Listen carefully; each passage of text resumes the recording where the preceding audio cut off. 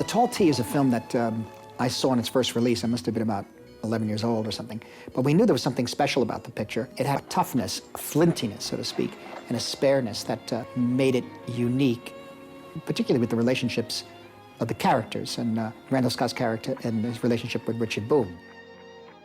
Budd Boetticher came from actually the world of bullfighting. And at this point, I mean, I guess he's known primarily for making Westerns, but 3 of his best pictures are about bullfighting.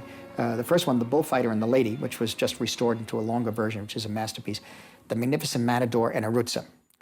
And the starkness that I saw in Tall T, this reflects for me the starkness of the arena, the formality of the confrontation in which there are rules of conduct and honor.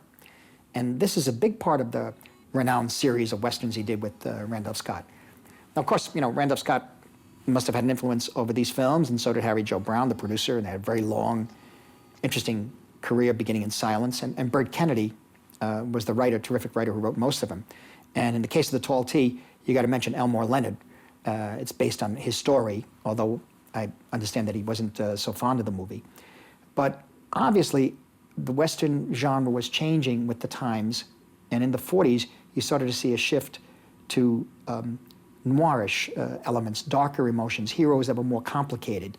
In the films of Anthony Mann, for example, Jimmy Stewart personified this.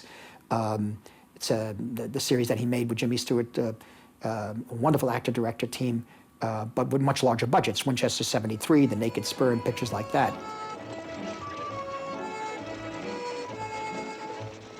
The qualities that were so interesting and were so striking in these pictures was the spareness of it, the terseness, the starkness, the precision of the storytelling, the emotional precision as well.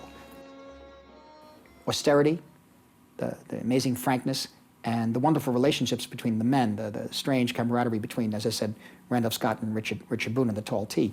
These are elements that made everybody at that time, even though you're watching the film as a bottom half of a double bill, a B movie, it made it very different from the other Westerns that were run-of-the-mill Westerns at the time that were other B pictures. This had something unique to it. And also the nature of the way people moved in the frame. The starkness of the imagery lent itself to the impression that anytime anybody moved, it meant something.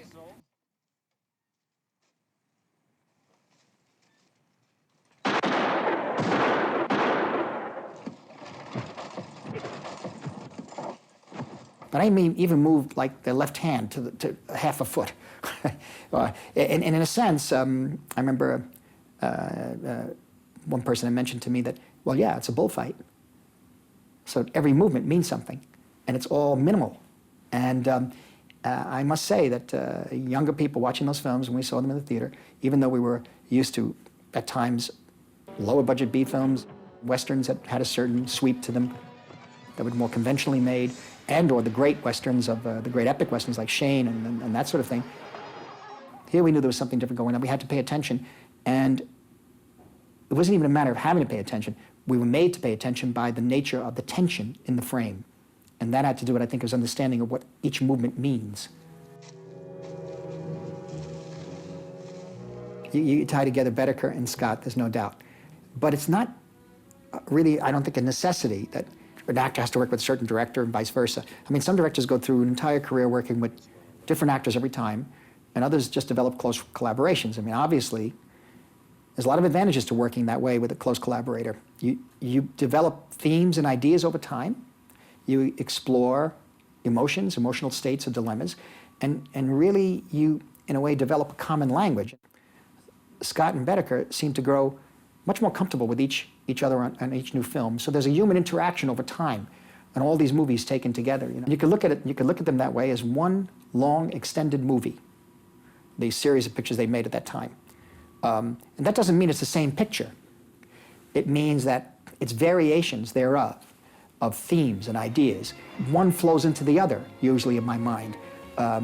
So when you see The Tall T, you see 7 Men from Now, you see Comanche Station or Decision at Sundown, you're not watching the film. In my mind, it's not like watching the film. You're spending time with these people. You're spending time with, in a sense, an epic story of this one character, or Ride Lonesome, for example, with The Vengeance. You're in this world. It's like a world that's created. And it happened to be over a period of maybe 5 or 6 or 7 films. Like Val Lewton, the great producer, his productions, each film on its own is really quite unique, and some of them are excellent, but seen together, they take on another quality. They kind of communicate with each other, and seeing them all is a very, very special experience. And interestingly enough, like the Val Lewton pictures, the best of them, the Boetticher and Scott films were made at a certain point in time all together, in a pressurized time. They didn't make them over a period of 20 years, you know. And it gave way to full expression. But here it was, working in a system where the films were released in a B status, and yet it was a very unique universe that was being created. And there's another factor in the Boetticher-Scott films, that the shooting schedules were short. And these were like B films, 18 days each, I think. And the settings were actually in and around Lone Pine, California, quite stark and austere. The rocks are very smooth and round. And Boetticher and Brown both had a lot of experience in B pictures, and they obviously knew how to make something out of nothing, really, a virtue out of simplicity. But somehow Randolph Scott's face, his presence, appears to harmonize perfectly with the desert settings, the starkness of it. So I think those are principal factors when dealing with the Boetticher pictures.